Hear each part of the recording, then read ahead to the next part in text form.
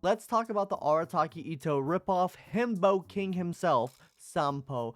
This man is a must build, guys. This man is insane with the damage, and not just the damage. He also is the king of dot damage as well. This man fucking destroys. He fucking claps. And honestly, as far as simulated worlds goes, this man is almost unstoppable in those modes. He does so much damage. He increases so much DOT, which is absolutely essential for those modes. Also, he helps clear the story really good too, because he just does so much damage and he breaks so much shield. Absolutely insane. And I think you guys should probably be building him. So let's go ahead and talk about how I built him. And the first half of this video, we'll be talking about how I built him in the early game, like pre-Trailblazer rank 29. And then after that is going to be how I built him after that, after Trailblazer rank 30, really.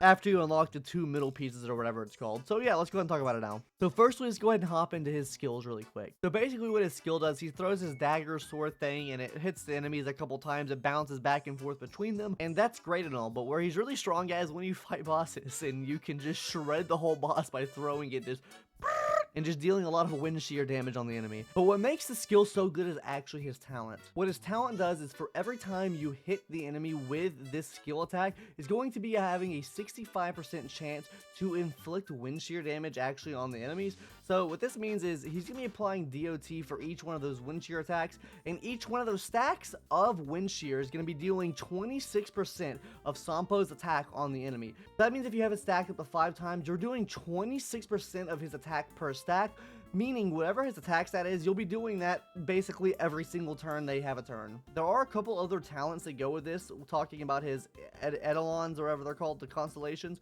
which we'll talk about in a little bit. But yeah, you really don't need many, maybe C1, E1, whatever you want to call it, to really make him like be bang bussin'. And honestly, all of his constellations really do help him out. But like I said, we'll talk about that in a little bit. And finally, his ultimate move, which is the cream of the crop, the main thing that you want, he increases the DOT that the enemies take by 23% for 2 turns. Meaning if you build a whole team of DOT around him and keep dealing DOT to the enemy, you're absolutely going to be destroying them with this dot damage in general. That means on top of the 26% of attack that they're taking per turn, they're taking 23% increased damage just from the ultimate alone. Not to mention that this ultimate also does apply wind shear to the enemy as well, so that's also great. Alright guys, but let's go ahead and hop into the relics now. If you're early game, this is probably what you're going to want to run, a full set of musketeer. Just really to get his attack up. This is going to increase his DOT really in the early game and late game too. You want to focus on survivability because he is a bit squishy, so maybe run some defense stats in here, but the main stats that you want to focus on as far as the gear goes is actually on the boots and the chest plate. You want to focus on getting him attack for a main stat, so he is dealing more DOT damage. And as far as the substats go, you want to try to get attack, break effect, speed and break effect being the 2 main things you want. Honestly, he really doesn't care too much about crit, or the DOT damage, doesn't really care about crit damage, crit rate, or anything like that, so you really don't have to build into that. So this does make him a bit easier to build. Now as far as the main stats go, you want to be focusing on, that's going to be break effect and speed. That's really what the main thing you want to be focusing on, so you can break shields faster with his ability, and so on and so forth. Also, break damage does affect DOT too. It'll increase the amount of DOT he does, so yeah, that's also great. Now, as far as what I would recommend past level 30 would probably be 2-piece Eagle, 2-piece Musketeer, so you're actually getting more wind damage, which increases his damage and ability to break shields and stuff like that, and also still increasing his attack. This means more DOT over time for him as well. And as far as the Quantum set, or the middle set, I don't know what it's called, the Space Sealing Station, this also increases his attack. Once his speed's over 120, it's going to increase his attack by extra 12%, meaning he'll be doing more DOT for you. So talking about the substats in each one of these pieces, guys, let's go ahead and talk about it now. So as far as your mask and gloves goes, these are always going to be the same thing. Your mask is always going to be HP stat, and your gloves are always going to be attack stat. Really here, what you want to focus on is just the substats in general. So as far as the substats overall that you want to focus on now is going to be attack percentage, speed, and also effect hit rate. These are the main 3 things. You don't need any crit or any crit damage.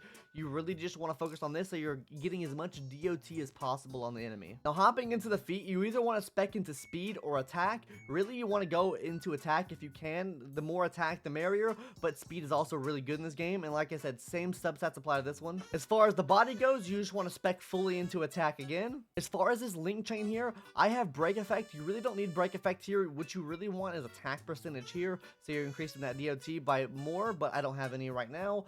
Very copium, very down bad. Thank you for being bad luck for me. Then as far as the sphere goes, what you want to get is wind damage. If you can't, then go for attack, but the main stat you want to focus on here is wind damage. You want to get a wind damage sphere. So yeah, as far as he's built, these are the things you want to focus on to maximize the amount of DOT that he does. This man's absolutely insane with DOT, and this is what you want to use. But before we talk about the light cones, make sure you guys hit that subscribe button, because not very many of you Honkai Star Railers are subscribed to the channel. You know, to really help the channel out, we're trying to grow. We just hit 1,000 subscribers, yippee. And yeah, just hit the subscribe button if you can. If you don't, that's okay too. But yeah, thank you guys. On to the light cones now. So let's go ahead and go down a list of his best 4 cones. His best in slot's gonna be In the Name of the World, which is a 5-star cone. His second best in slot is Good Night and Sleep Well. Third best in slot is Eyes of Prey, which is his own. And finally, the 4th best is going to be Fermata, which can work for him, and that's what I use for the most time. But now we have a C4 Good Night Sleep Well, and basically what this does is for every debuff the target enemy has, the damage dealt by the wearer increases by 21%, stacking up to 3 times. This also applies to DOT, so that means the amount of debuff the enemy has. For me, currently, that is a 63% increase in damage dealt to the enemy, which is absolutely insane, and this also applies to DOT, so that means his DOT is going to be doing 61% more damage to the enemy.